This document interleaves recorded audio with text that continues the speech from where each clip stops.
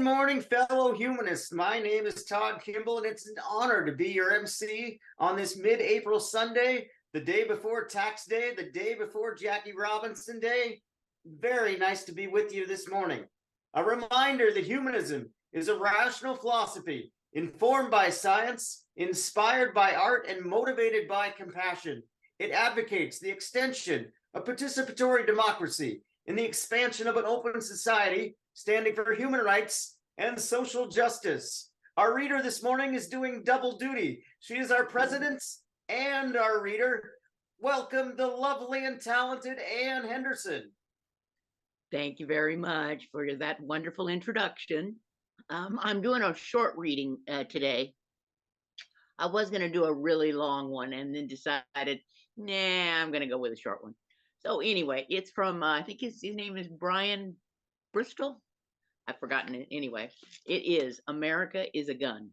England is a Cup of Tea. Oh, by the way, I might have read this before. I don't know. But anyway, America is a gun. England is a cup of tea. France, a wheel of ripened brie. Greece, a short, squat olive tree. America is a gun. Brazil is football in the sand. Argentina, Maradona's land. Germany, an oompa band. America is a gun. Holland is a wooden shoe. Hungary, a goulash stew. Austria, a kangaroo. Australia, a kangaroo. America is a gun. Japan is a thermal spring. Scotland is a Highland fling. Oh, better to be anything than America as a gun. Ta-da. Oh, it is Brian Bilston. Thank you, Ann. I would agree. I would rather be the other countries than America in terms of that reading. Exactly. Thank you for that. That was very entertaining. And a good segue to our topic today. There is plenty of news saying that we are a divided country. But how divided are we really as Oregonians? Spearheaded by Executive Director Adam Davis, the Oregon Values and Belief Center has its pulse on that question every day. The Values and Belief Center surveys Oregonians on a range of topics, which Davis will discuss today. He is a graduate of Portland State University and the University of Oregon School of Law, where he was the director of the Interviewing Skills Project. Let's have a rousing ovation from our live audience at the Friendly House and a warm yet muted welcome from our Zoom audience for Mr. Adam Davis. Fantastic. Good morning, everyone. Thank you for coming out. When a morning with this weather is out there and you're in here with me, please. And you people on Zoom, thank you as well. I'm delighted to be here. I really welcome this opportunity to share with you our take on what Oregonians' values and beliefs are. And the timing is fantastic because we just finished an in-depth study of Oregonians' values and beliefs. It's called the 2023 Oregon Values and Beliefs Typology Study. It was a massive study. Couple thousand Oregonians were interviewed. We actually interviewed people that demographically and psychographically and politically are similar to Oregonians, people in Northern California, Washington, Colorado. Ask them non-Oregon specific questions so that we could take their responses after looking at how they compare with what we were hearing from Oregonians to bump up the subsample size and be able to say things about where Oregonians are about these issues. Getting into the weeds with you a little on methodology, but I have a hunch this group will follow me just well, very well. Here's what the game plan is for this morning. I'm going to run you through a quick introduction to OVBC. Then we're going to take a look at some research findings. Keep in mind, these are all tips of the iceberg. But government and politics. How do Oregonians feel about the economy and jobs? What about environment, the environment and land use? Success and well-being, a big category. When you think about it, all the different things that play on one's feeling of well-being, and if they consider them. Okay, and finally, what is the most important public service? What would you consider to be the most important public service? Okay, locked in? Let's move. Real quickly, about OVBC. This is our vision, is to continue this values and beliefs work that was started back in 1992. And we're about helping other organizations, a lot of nonprofit organizations, public sector organizations, with research to help them build stronger communities. And as we're going to see today, we really want to understand these divides in Oregon. And if there's maybe some common ground in terms of values and beliefs that we can stand on together and take our state forward. Our work is ongoing. We're independent and nonpartisan. We're representative of Oregon's, of rural Oregon and communities of color. Again, I can share with this group something that's very frustrating. It was very frustrating to me when I was doing work in the private sector for over 40 years. And that was the sampling that was being done for these surveys that were informing policymaking and planning. And what I mean by that is a lot of times those surveys were of registered voters, or even more narrowly, motivated registered voters. And what do we know about motivated registered voters? They're wider, they're older, they tend to be longer term residents, higher educated generally, higher income. It's not a representative read. You've got to do the best you can, and it's a challenge to reach the entire population of 18 plus adults. So we at the Oregon Values and Beliefs Center really focus on the full population. And we work real hard to get this representation of the communities of color, which is a subgroup in Oregon, right? And the same thing with rural Oregon. One of the problems is proportional sampling. So proportional sampling means that in most surveys, you're going to end up with plenty of people to say something about the Willamette Valley and the Portland area when it comes to less populated areas of the state. So if you want to have an impact on planning and policy making and have some credibility with those decision makers, you better have some good data to share with them. It's called stratified sampling, just to assure that we get enough of a read on rural Oregonians to help decision makers in those areas of the state. So that's why my research partner, Tom Bowerman at Policy Interactive, and I founded the Oregon Values and Beliefs Center. And the reason why we do this work. We're quantitative and qualitative, and we're a 501c3, always looking for donations, you guys, just to let you know. Real quickly, I want to just share with you some of the people we've helped so far. And we founded this organization, I think it felt like 24 hours before COVID hit.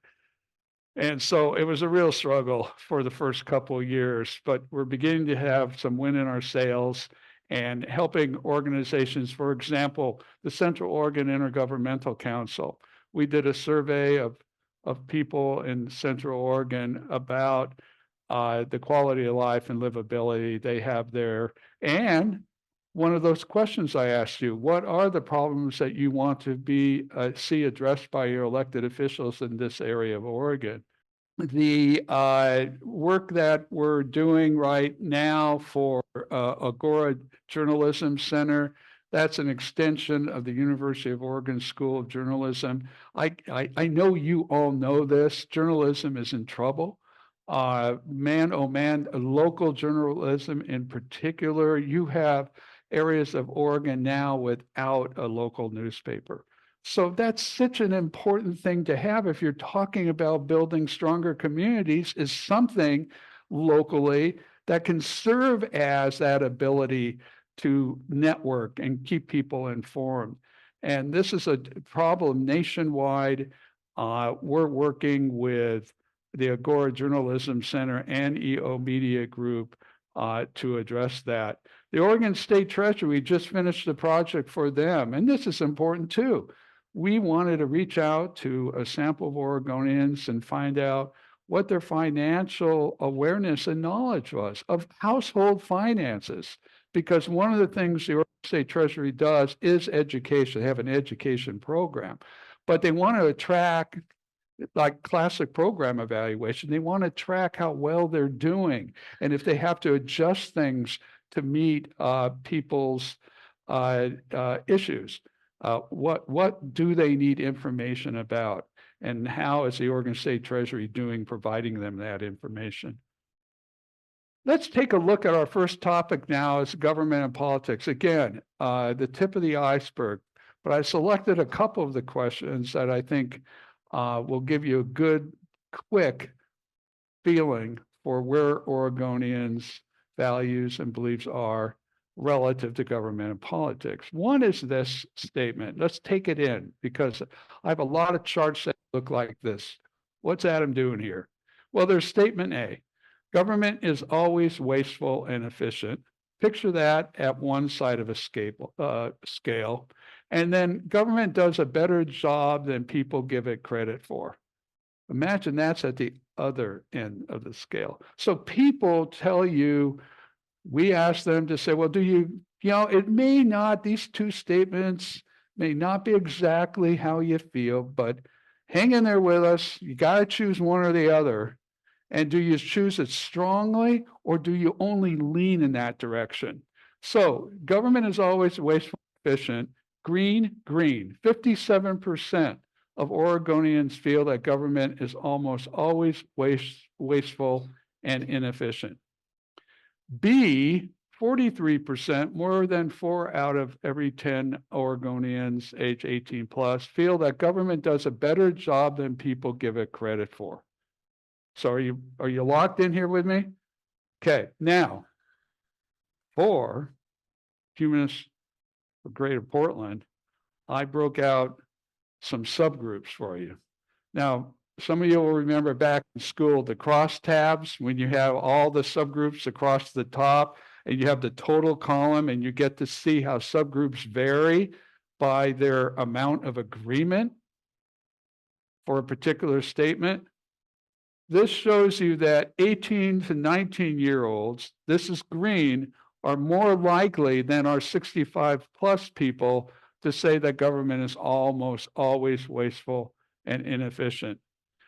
Now, over here, isn't this interesting that the people with more education, let's just say 4-year college degree or more, are less likely to say government is almost always wasteful and efficient, and more likely to say that government does a better job than people give it credit for. Are you with me on this? Because we're going to move through some slides now and you know what's going on. Next slide here is this one. I prefer a smaller government providing fewer services. Okay, do you agree? How strongly? Strong, or do you lean in that direction? Or what about this direction? I prefer a bigger government providing more services. So, whoa, they're just telling you it's wasteful and inefficient. And here they say, oh man, those services, I wish they would be delivered more efficiently and with less waste. 59% to 41%. And take a look at our 18 to 29-year-olds here at 67%, right? And pretty close here. You might say again that the more education, the more likely are to prefer a bigger government providing more services. But in all those education levels, at least had a majority.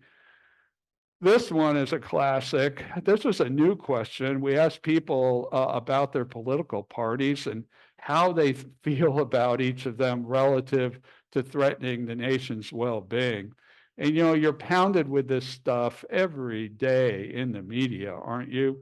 And you're looking at 31% saying, yes, the Republican Party policy threatens the nation's well-being.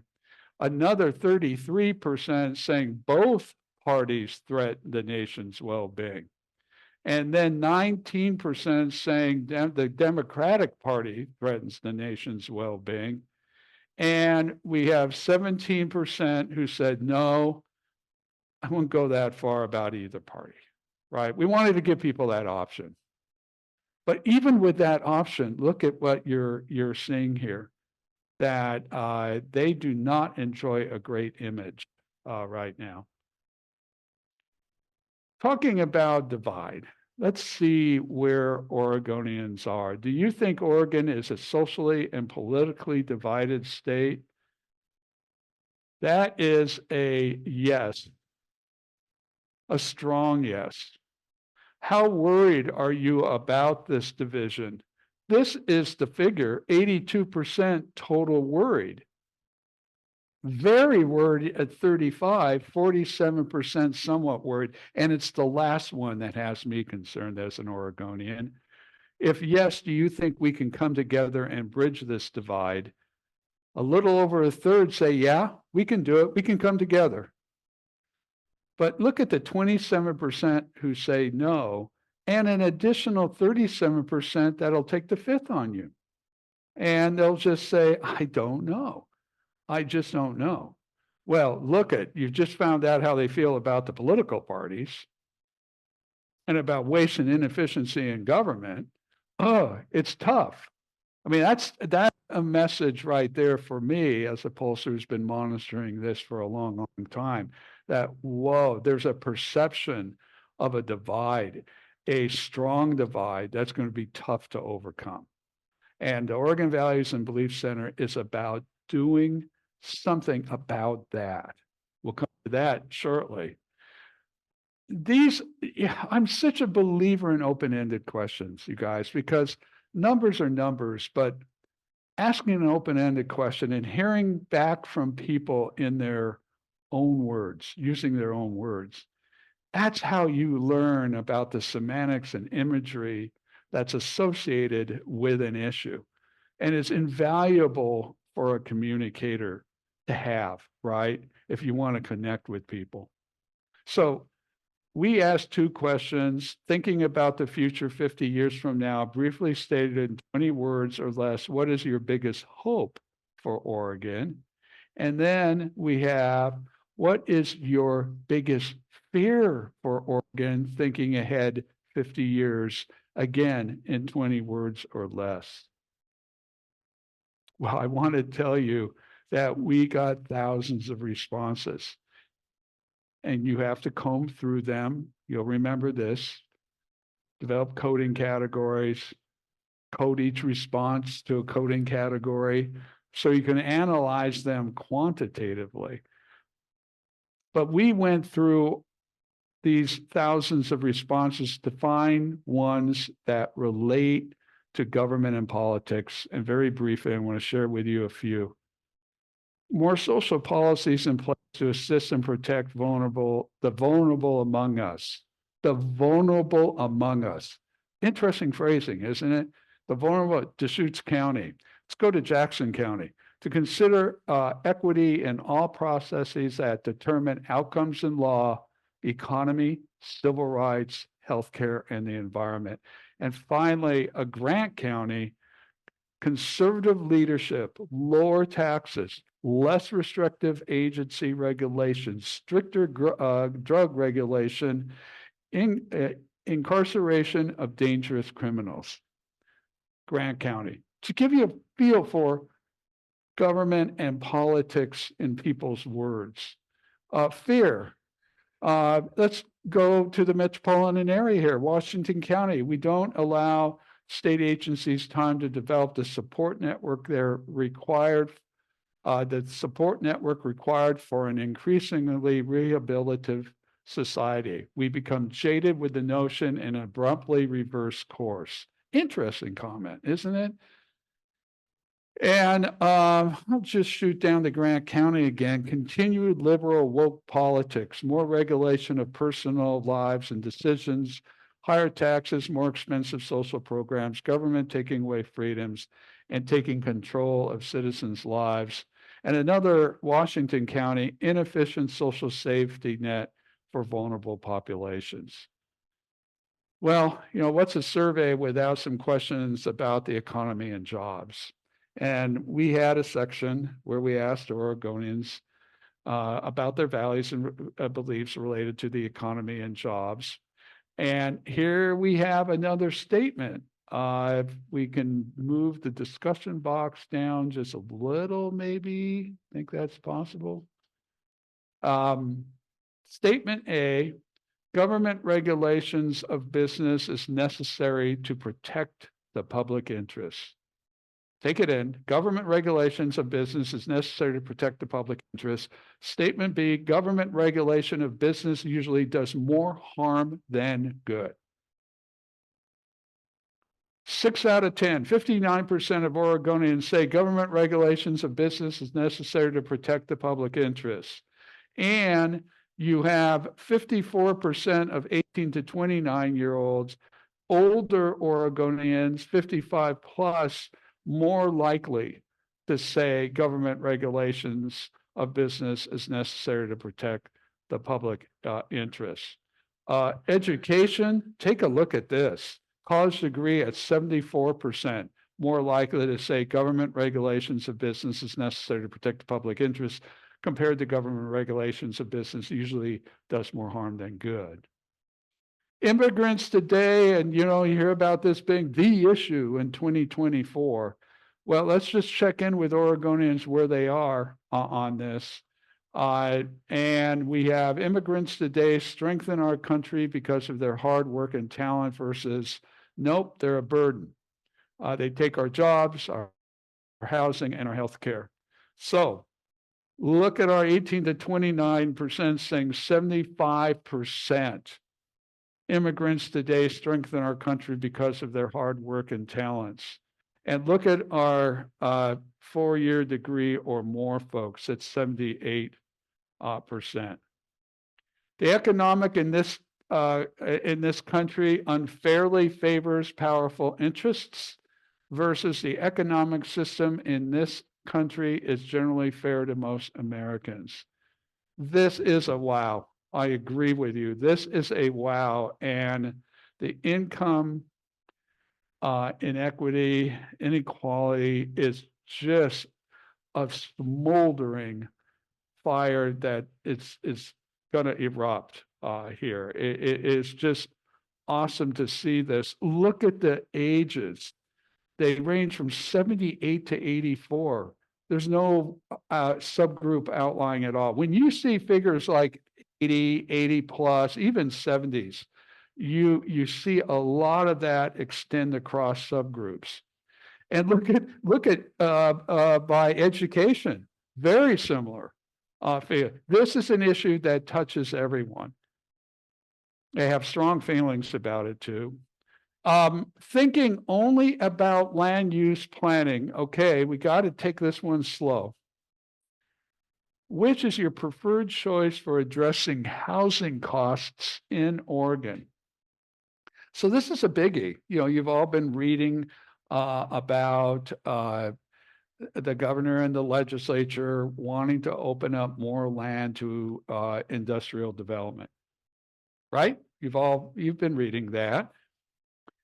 And so there's some different things that could be done. Remember, thinking only about land use planning, there are a lot of other things that a policymaker and a planner or communicator have to consider. But if it's just land use planning, what do you as an Oregonian want? Well, let's maintain the existing urban growth boundary rules and promote higher density within boundaries to protect forests, farmlands, and open space. Okay, that's the plurality response, 47%.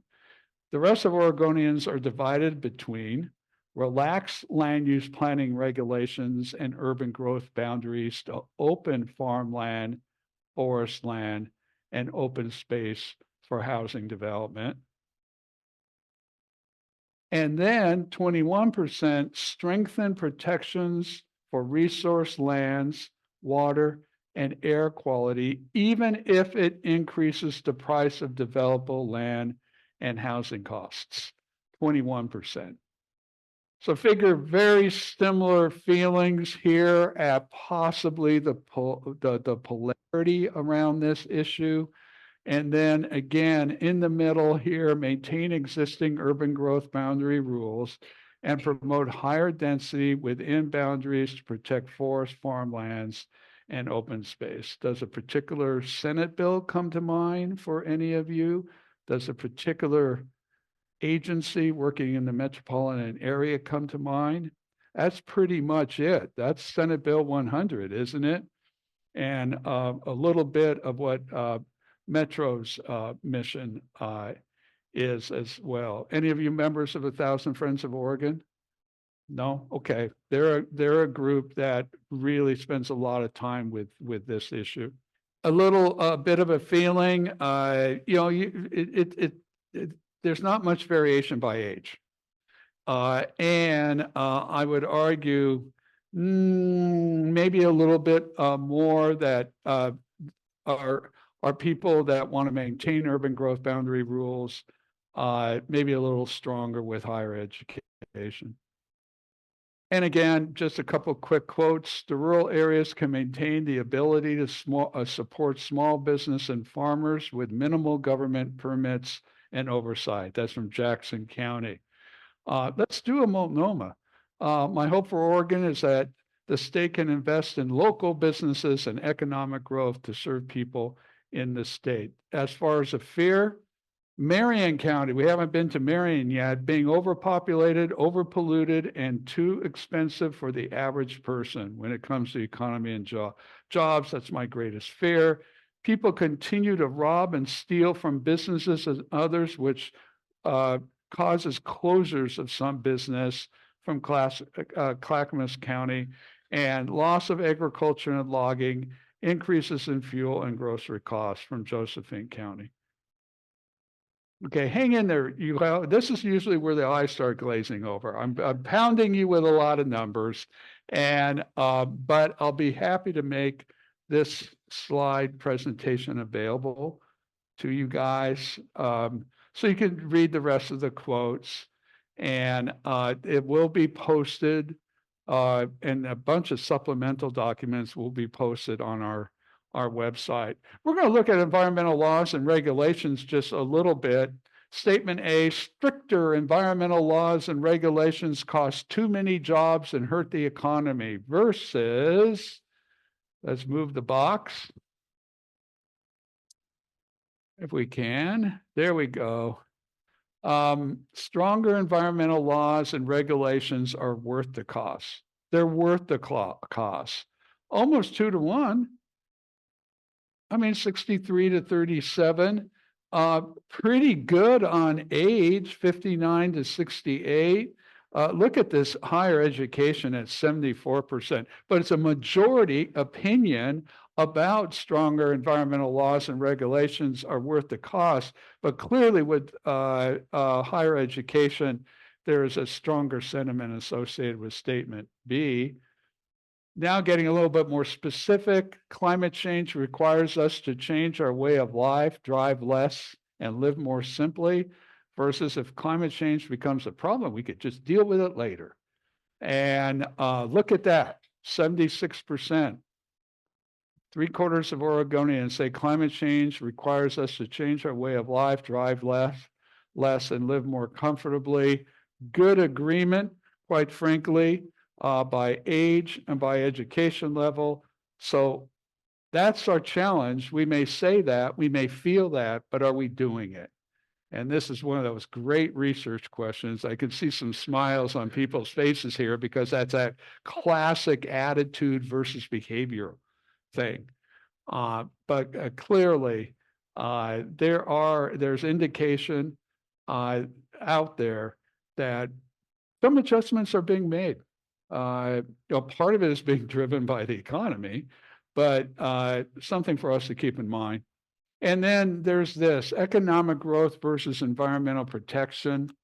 we try to get at issues, key issues using what is called triangulation. When we have when we have an important issue, we want to ask about it with more than just one question, and kind of change up the style of the question, the wording of the question, and see if we see some comparative findings that suggest that we're onto something that you can conclude is valid. But people in Oregon greatly appreciate the environment. When given a choice between maintaining a quality environment to attract people and companies in Oregon, or increase environmental protection regulations and discourage more people from moving to Oregon, or relax environmental protection regulations to make it easier for companies to do business, look at that majority, 52%, saying maintain a quality environment to attract people and companies in Oregon. There are people that just don't want to go. Not as many people want to go to the blue, increase environmental protection regulations and discourage more people from coming to Oregon, but they want to maintain a quality environment, feeling that that's a real asset that Oregonians can have to attract people and companies to the state. Look at our young people at 40% on the blue. Is that classic? Increase environmental protection regulations and discourage more people from moving to Oregon. Education for the blue, not too many differences there. A hope, lead U.S. in fighting climate change by cutbacks in burning fossil fuels and employing natural climate solutions. Multnomah County, that Oregon will once again become a leader in urban design with high quality public transportation, bike and pedestrian infrastructure, safer streets, and reducing car-centric design. And fears, you can imagine, Marion County, environmental disasters from climate change will ruin Oregon, we know, and be more costly to us than we manage, than we can manage. And then Multnomah County, that the loudest voices will divert our goals of being a place of compassion and green energy solutions. Success and well-being. These were some questions we asked within the last year about just how worried are you about the future of your area in Oregon? Take that in. People are worried about their area of Oregon. They have been worried about their area of Oregon. Approximately 3 out of every 4 people, when asked right at the beginning, this was asked right out of the blocks, are you worried about your area of Oregon? Now, this one, I want you to kind of hang in there with me on, considering everything that's happened to your area of Oregon in the past 10 years. Just let us know how you're doing. And we took kind of like a social connectedness approach with these 2 questions. This is that validation triangulation I was talking about. The takeaway from this is that we have a lot of Oregonians that are saying that they feel left out or disconnected from their community. Okay? That's one way of looking at it. And you're at 48% of the people somewhat or agreeing with that statement. Well, then let's flip it and see what happens. I feel very connected to and happy about my community. And, oh, well, you know, maybe how you word these is important. Well, but the takeaway is that you're still at 40% here. Okay, these are the people that are saying, no, I feel very connected. I don't feel very connected and happy about my community. And then 48, so it's a 48-40 difference. The bottom line is that we have a lot of Oregonians out there that are feeling this way right now. And when you move to the economics of it, economically, I feel like I'm being left behind. Well, the agreement there is 54%. And then I feel I'm doing well economically. You're 45% disagreeing with that. Again, a lot of Oregonians. And you start seeing a profile, don't you? Taking place. They're concerned about what's happening to their area of Oregon. A lot of them don't feel socially connected to their community, and a lot of them feel they're not getting ahead economically. And it's just a pot that can be stirred, right? Save that question. Success in life is pretty much determined by forces outside of your control versus everyone has their own power to succeed. 63% statement B. Pretty good on age there. And look at the consistency by education level. Success in life is pretty much determined by forces outside of our control. Only about a third of the people. Gender equity, obstacles that once made it harder for women than men to get ahead are now largely gone. There are still significant obstacles that make it harder for women to get ahead than men. 60% statement B. Statement A at 40%. Pretty good consistency. The more education, that 4-year degree or more, you're up to 67%, more than 2/3 saying there's still significant obstacles that make it hard.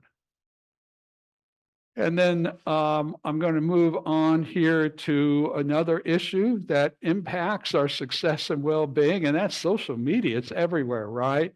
Social media has done more harm than good. Yeah, 7 out of 10 Oregonians. I love this, 18 to 29 at 61% compared to older folks, but that's still a majority saying, ooh, lot of downsides to all this. And then should these platforms have full discretion to decide what content is shared and viewed, or should they be regulated to encourage the spread of reliable information? Look at that at 71%. And then what about this AI stuff? We hear more and more and more about it. 63% say it should be regulated by the government versus let them regulate themselves and be left alone to develop the technologies. Stay tuned for our work on AI. We probably have done the first in-depth values and beliefs work about AI conducted in any of the states, at least in the nonprofit sector for public consumption. I'm sure the AI companies are doing plenty of market research, but this is for Oregonians, and we have some work coming out on that very soon. Here's one of my favorites that the Oregon Values and Beliefs Center shared with the Higher Education Coordinating Commission just the other day. A university education is the best pathway to success in life versus a technical trade education is often a better pathway to success than a university education. 72%. Pretty good agreement by age. And then by education level, look at 60%, from 75% for a technical trade down to 60% for college or more at 60%. Well, I went through it. I thought it did pretty good. I think it's pretty important. University education is the best pathway to success in life. But again, you have a lot of Oregonians who feel if you're talking about success in life and you're talking about a better pathway to it, consider right now a technical trade education. This is a biggie. We could spend all morning talking about values and beliefs related to healthcare in Oregon, but very quickly for this morning, let's just have them grade how we're doing as a state. A means that the state is exceeding above expectations. F means that Oregon receives a failing grade in providing health care to Oregon. Pretty much C performance, that's the plurality response. B is at 31 and A is at 10. And then this one is major change needed in Oregon's healthcare system. Yes, 54%, but take a look at mental health, 76%. Huge issue for people. Keep the current system as is with private insurance, Medicare, Medicaid, safety net, clinics, and veterans insurance versus move the healthcare system of physicians, hospitals, insurance, and pharma to a unified, integrated, single-payer system. Almost half of Oregonians say we need to change things. And look at this higher education at 58% over majority on change. Universal health care at the state level, regardless of income. That's my greatest hope for Oregon related to success and well-being in 50 years.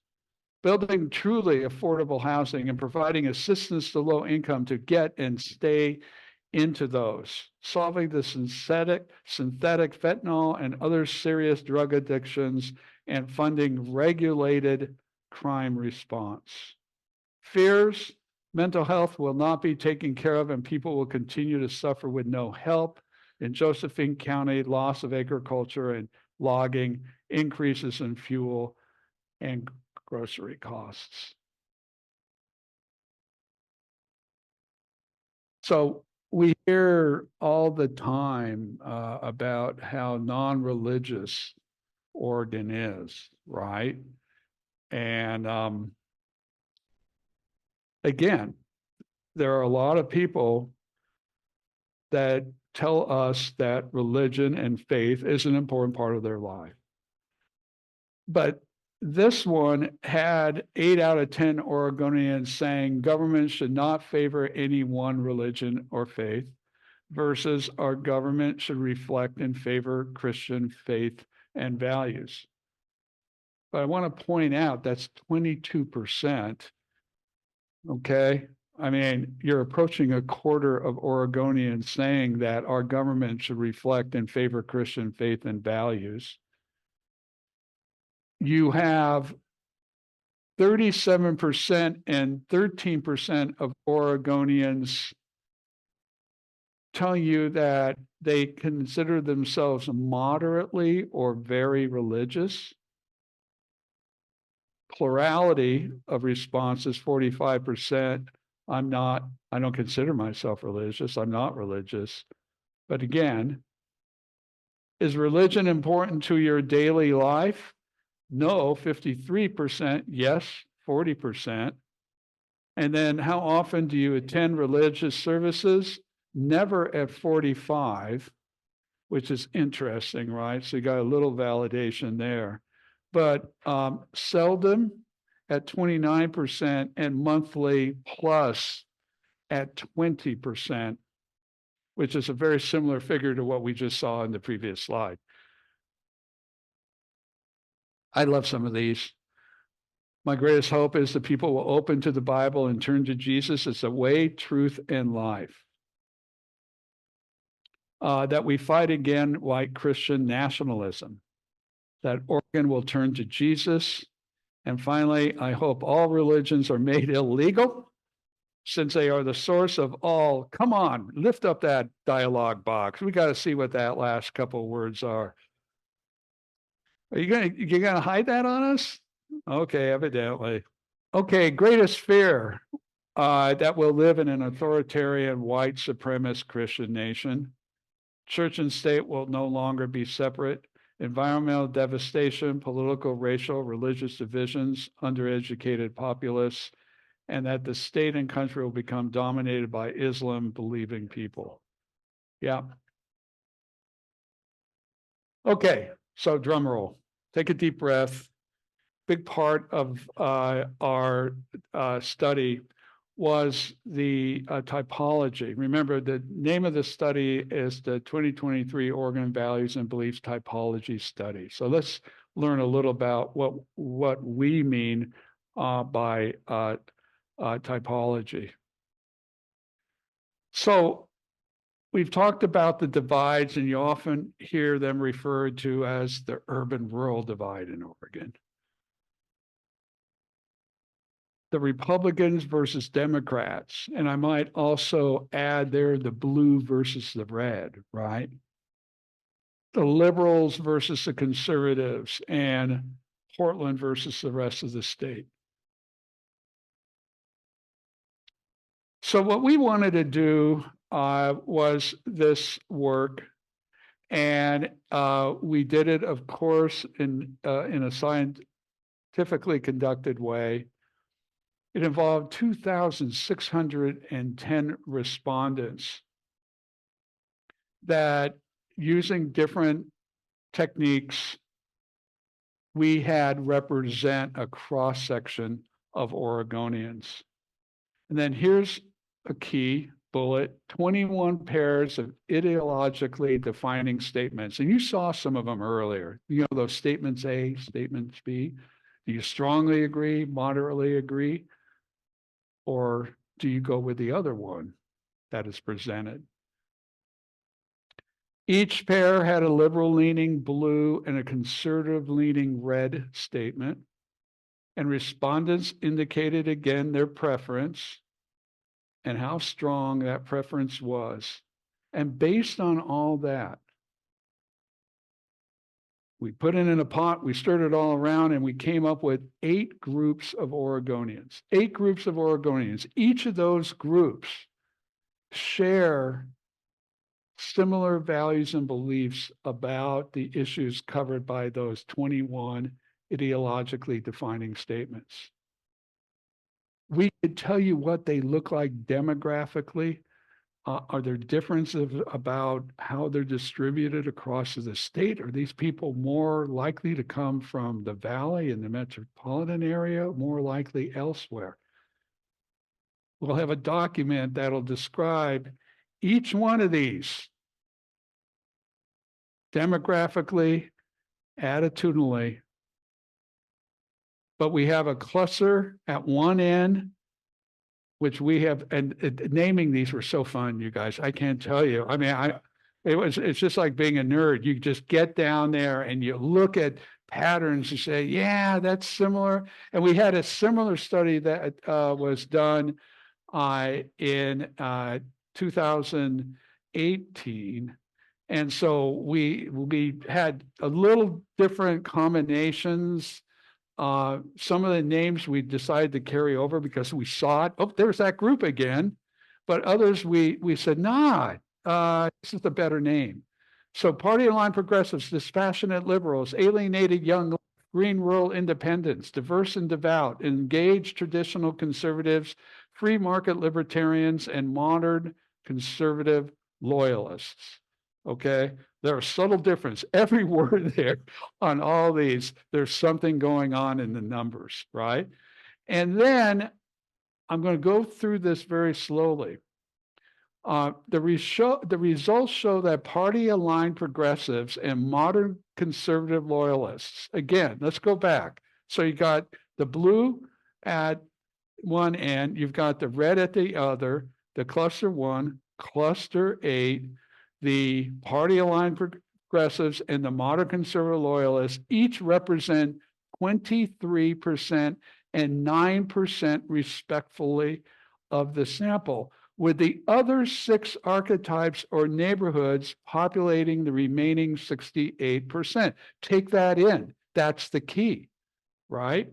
Rather than a linear spectrum of the left blue to right red, the AB statements table reveals a graphic checkerboard matrix of blue, white, and red. And I should really say blue, or shades of blue, white, and shades of red, in which the categories leaning more conservative or more liberal fluctuate from question to question.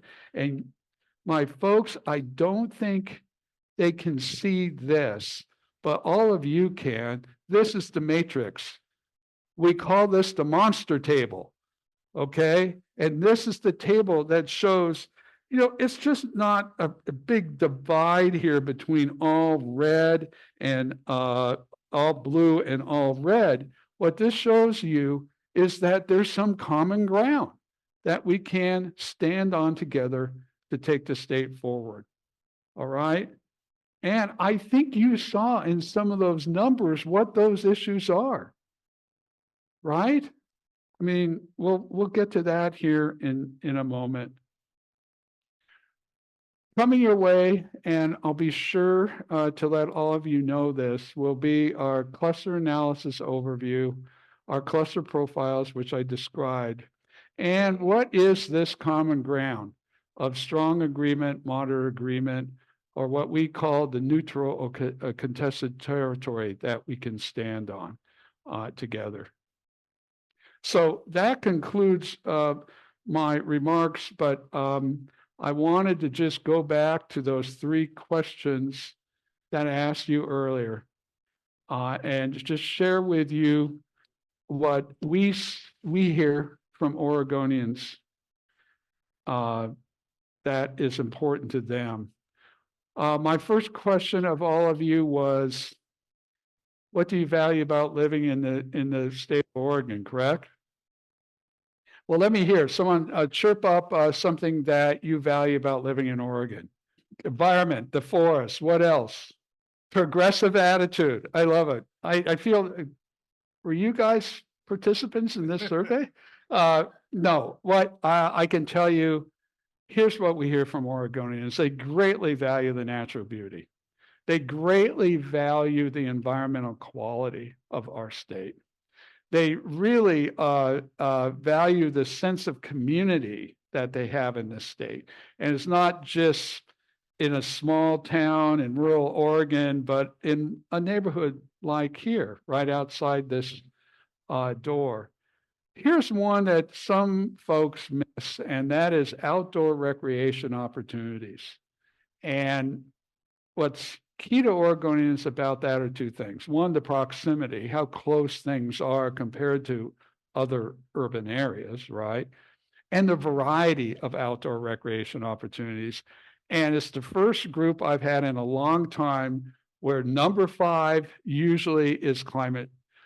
The climate, they greatly value the climate here. And remember, a lot of people read what's going on elsewhere or are from somewhere else, and we may have 3-week-long freezes because of the Columbia Gorge in Oregon, but we also have this outside and relatively moderate temperature, and we're all struggling with climate change, but the climate comes up. The first reference to anything that has something to do directly with government or public services is no sales tax. And it's way down on the list. And for a while, it was that we don't have to pump our own gas. And so I would imagine there'll be some adjustments. It's like the top 20. What's the most important problem that people want to see addressed in their area of Oregon? How did you do on that one? Give me a problem or two that came to mind for you. Homelessness, okay.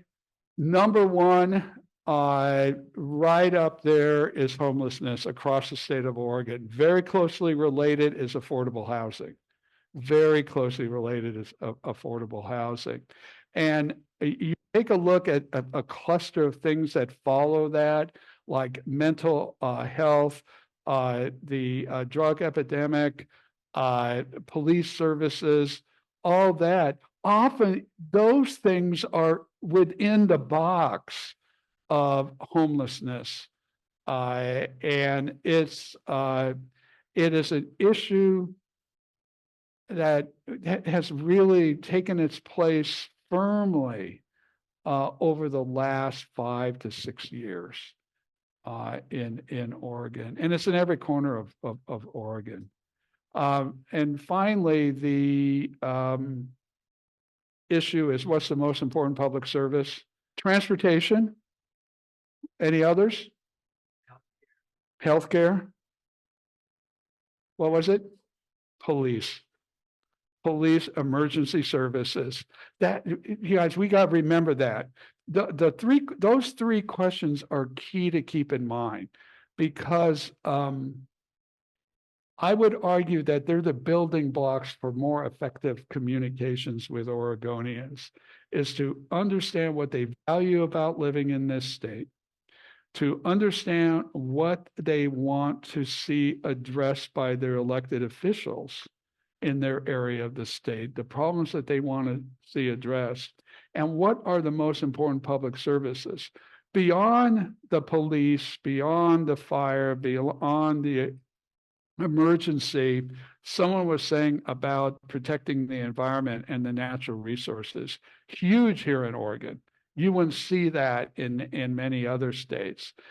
Education, always important to people, but the tricky one there, if you really want to connect with them, remember what we saw.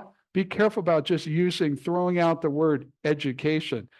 Did you see the difference between higher education and technical, for example? Were there also differences in sentiments about the importance of the different levels of education, right?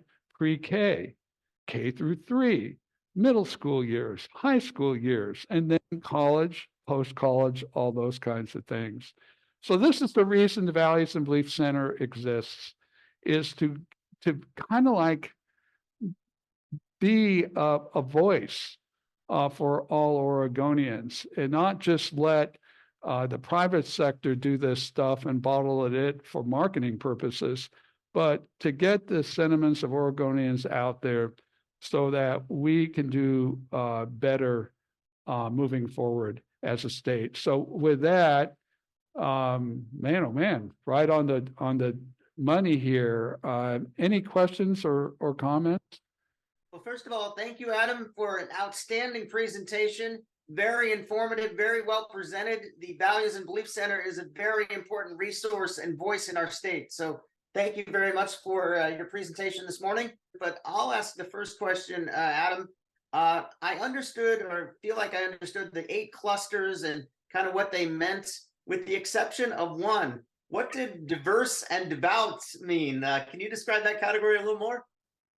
I remember when we were going through that survey, we had that 25% that were pretty either felt religion was important to their to them as individuals, or were frequently participating in services. There was a strong element of that in that particular cluster compared to others. I see a paradox in if everybody wants A, but the government does not A, then there's a group that's not being polled. And I'm thinking of the things that like inequity and wealth, that everybody seems to be against, and for the environment and all that sort of thing. But there's got to be a powerful group somewhere who's against it, or we'd get what we want, and you're not polling them. That's a great question. This whole setup just reminds me of the City Club of Portland. I love the mic there, and remember all that, you guys. I'm glad you brought that up, because there's something as a pollster. I did our firm's focus groups for years, and we're talking with those people. The problem is the level of ignorance among the general population is just profound. I cannot tell you guys how profound it is. The level of awareness and knowledge, for example, of what the public sector does in terms of providing services that affect an individual's livability and quality of life, it's amazing. It's shocking. I mean, I've done groups where I ask people to just name for me a single public service that you consider contributing to the livability and quality of life you have in your area. And the heads went down. There was silence. There was playing with the ear, playing with the hair, scared that I was going to call on them. I'm trying to practice what is called the silent probe, where you want to just jump out and say, ah, but no, you wait, and guess what comes up? Police. Then silence again. You wait a little while, maybe fire, maybe emergency medical.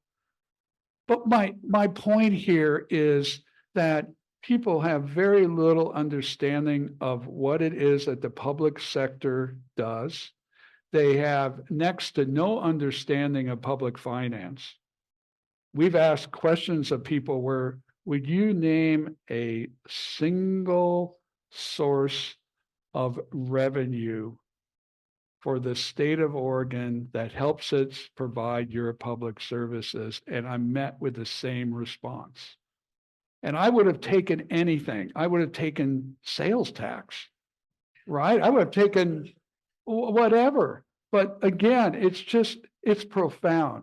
So this relates back to civics courses. I mean, you've heard it all, and some of you have been teachers, I'm sure.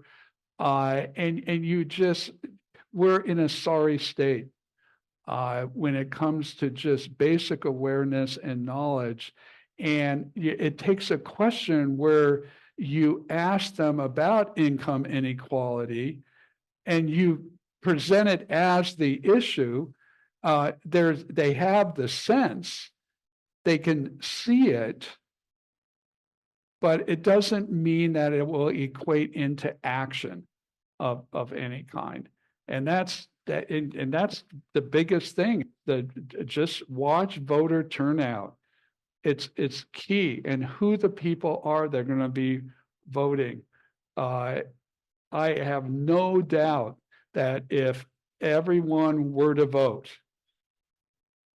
we'd have similar findings to what I shared with you in the survey, but that's not the case. This was a survey of what? The general public.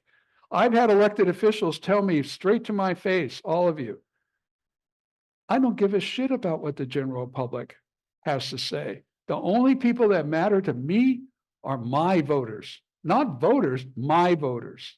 And that's all that matters to them, because they got to get through the primary to get onto the ballot. You're getting me wound up here, you guys. I'm sorry, but I hear your question. But we just have to keep in mind that level of ignorance I was sharing with you, and the low participation rates in electoral politics in this is. Who is participating? Oh, sorry. Okay. Our live audience definitely has more questions today, but I will read the one question from our Zoom audience. And Hank asks, by what metrics do you think Oregonians are measuring success? And what metric do you think Oregonians are measuring getting ahead for women versus men? Oh, that's a good one. Measuring success, it really comes down. I once did a project for the Oregon Business Council, and that was the question they had. What do people consider to be success? And of course, the answer, and a big part of the answer is economic security, right? Economic security is huge. And it's not just economic security for themselves, but for the members of their household, their families. You look at a lot of parents, they see their kids with debt, or they look at what the job opportunities may be out there, how those job opportunities may someday be threatened by AI, all this stuff. It's all contributing to the angst that we saw in the survey, right? You all saw it. And but there was a focus group I did down in Medford, and this older gentleman, He was really having trouble feeling comfortable in a focus group environment, talking. And it was the right time to comfortably call on him.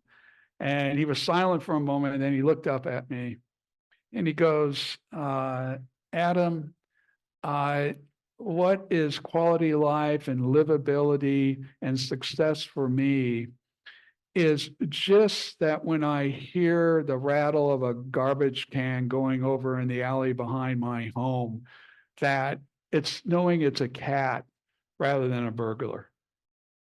So there's that too. There's just the sense of security, the sense of safety is so important to people. And that's why this whole law enforcement, policing, and public, there's such emotion that comes with that, you guys. But I thought he just kind of summarized it beautifully, didn't he? That's livability and quality of life and success for me. Another one? Let's go to question number 2 at the mic.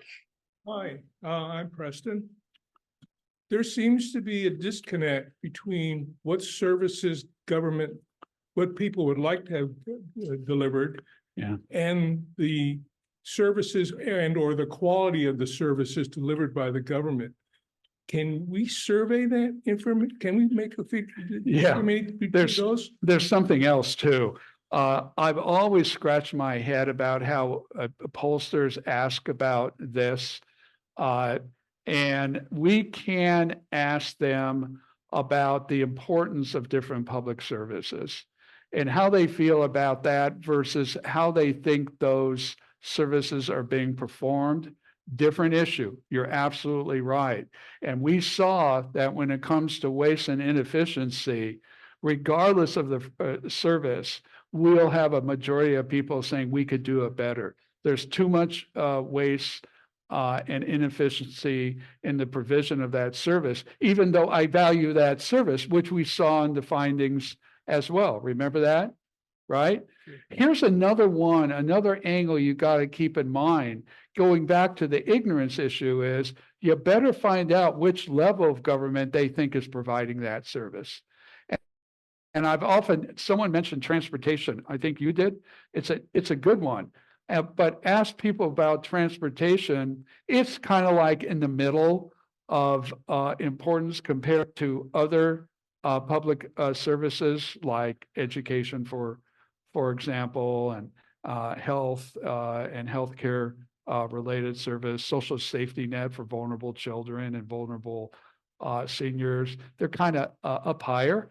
But if you ask them how do they feel about it, you better be careful if they're talking about a transportation issue that is federally funded, state funded, regional, and local.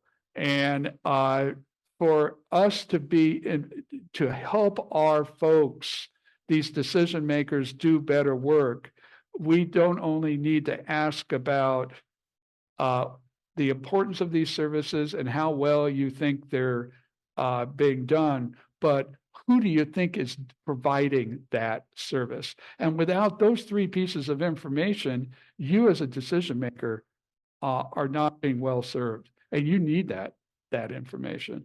This is very interesting work. What you're doing seems to align with what's happening around the world in terms of what I think they call it distributed democracy or bottom-up democracy, where instead of just polling people, you empower a panel of, say, 50 to 100 people who have to meet multiple times per month, maybe 25 times or 20 times, and come up with a proposal. This is how Ireland passed referendums.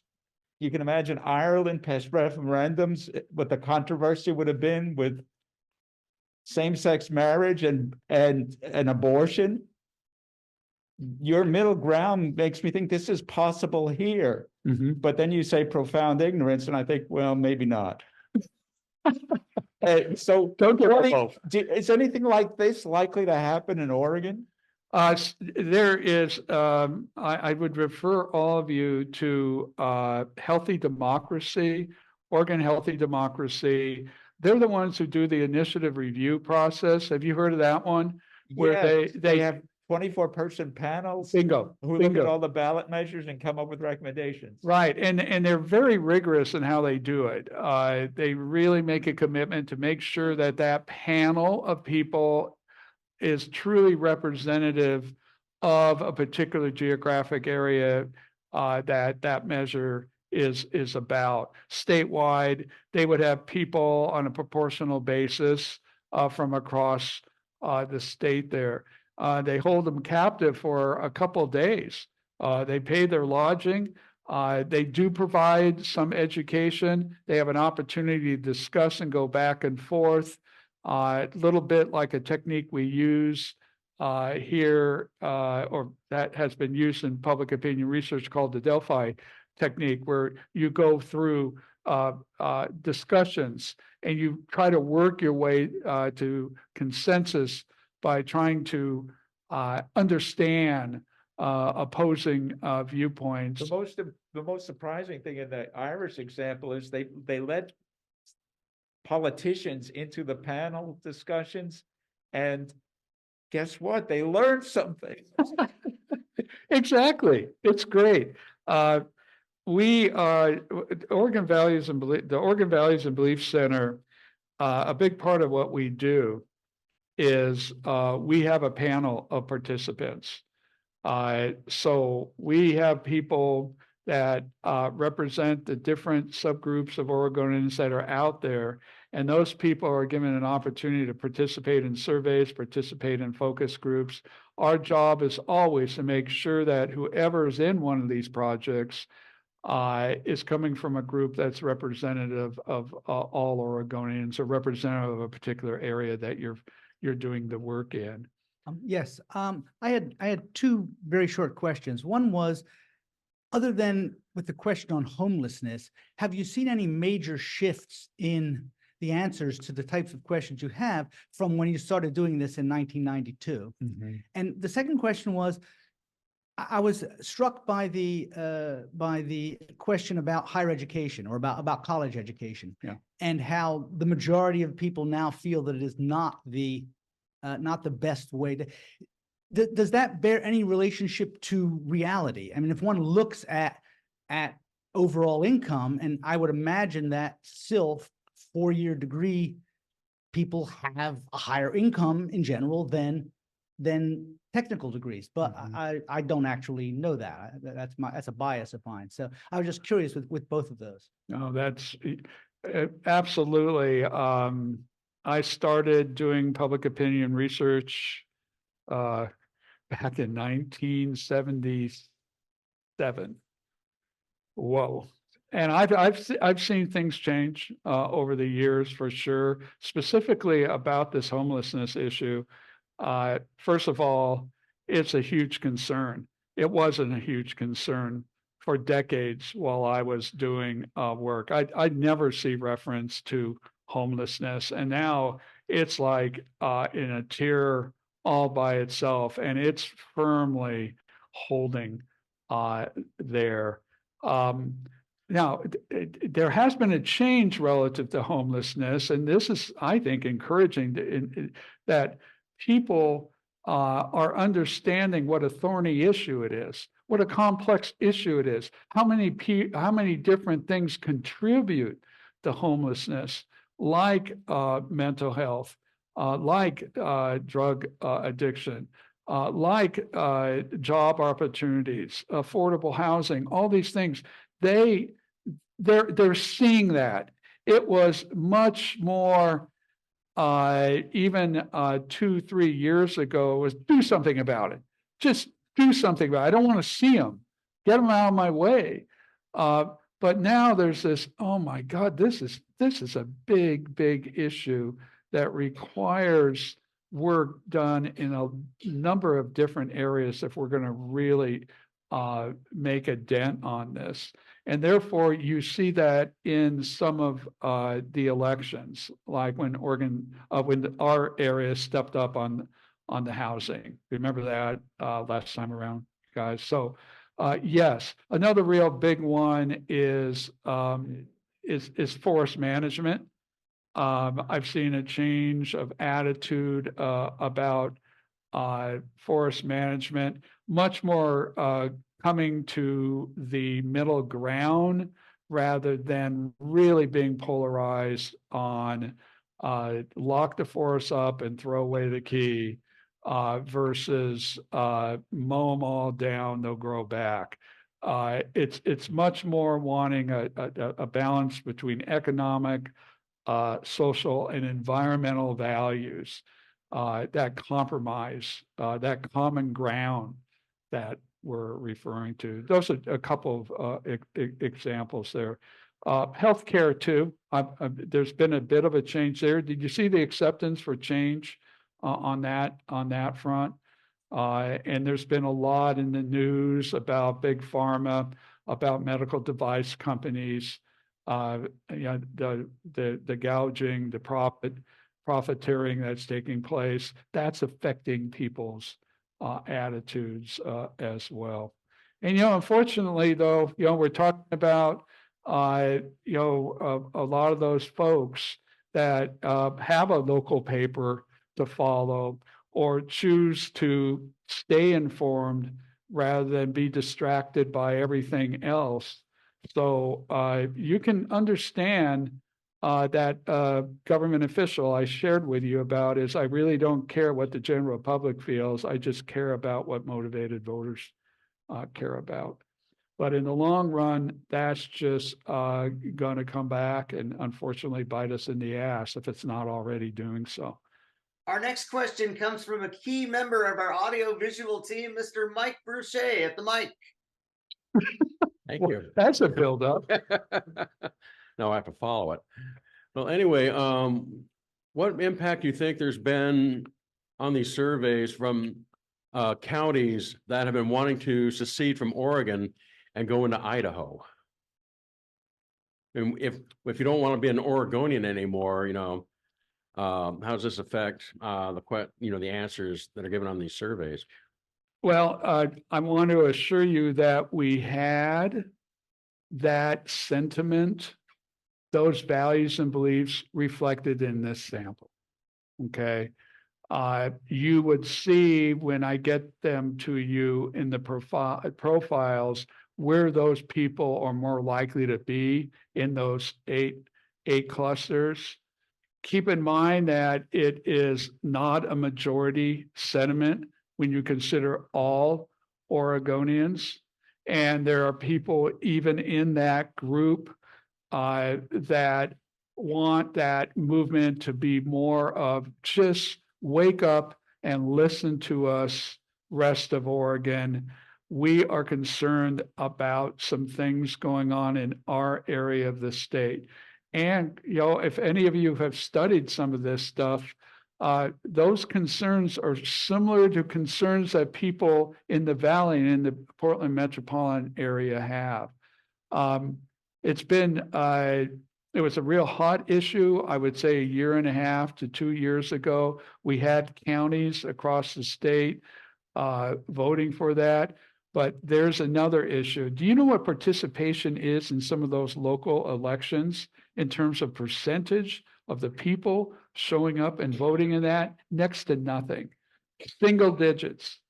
And these are, all I can say is there are a lot of people across the rest of Oregon that share some of those sentiments that those people in that movement have. Okay.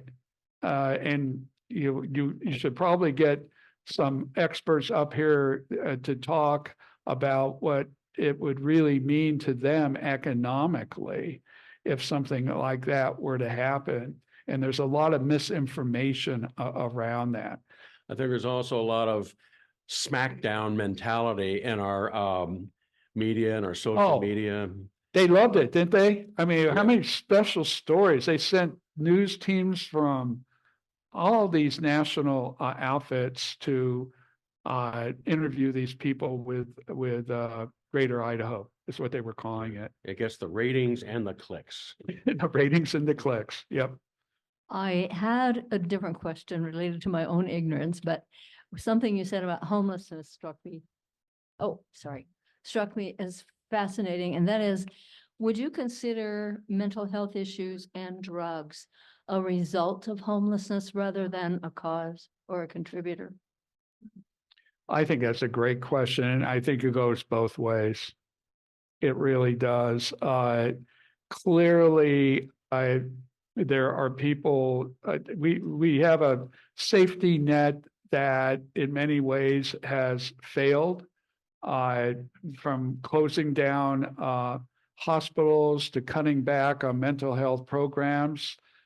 These people, if they don't have the skills and the ability to hold on to the job, are going to be on the street. So without a doubt, it's a cause. And then you've got other people that are just struggling and they're so vulnerable to dealers. And it is something that I think for some of them, they believe provides temporary relief. And so I believe it goes both ways. I walk into my kitchen with a stove and a sink and a refrigerator, and my bathroom with a shower and a sink. Yeah. And I think if I didn't have those things, how long would it take before I was mentally ill? Oh, yeah. And mentally ill or turn to alcohol or turn to drugs. And this is the issue. You're absolutely right. The basic necessities of life. Let's go to Helen to round us out with questions at the mic. Thank you. I'm curious. I didn't see anything in your surveys about race or divisions of race. I know what did you do about non-white folks as far as their opinions? I am looking right now. That was a slide that I had taken out. I went with women instead of black and white. Let me read this to you. White people benefit from advantages in society that Black people do not have. Versus disagreeing. So it's agree, disagree. Disagree, white people benefit from advantages in society that Black people do not have. And that was an agreed disagree. So we asked that on that kind of scale rather than a statement A, statement B, which is how we asked about the women equity issue. So we did ask about it. And there was a strong, there was a majority sentiment with white people benefit from advantages in society that Black people do not have. They agree with that. But there is a strong 30 to 40% that disagree with that. Okay, so yeah, keep that in mind. Yeah. And I'll let you guys know if I've got my percentages off there, but I'm pretty sure that's what I saw. And I've been monitoring that in Oregon, and you know, it's good that we all be reminded about that, isn't it? Yes. Where we are as a state on that important issue. Thank you. Okay, a spirited round of Q&A. Thank you, everybody. Thank you, Adam, for an outstanding presentation today.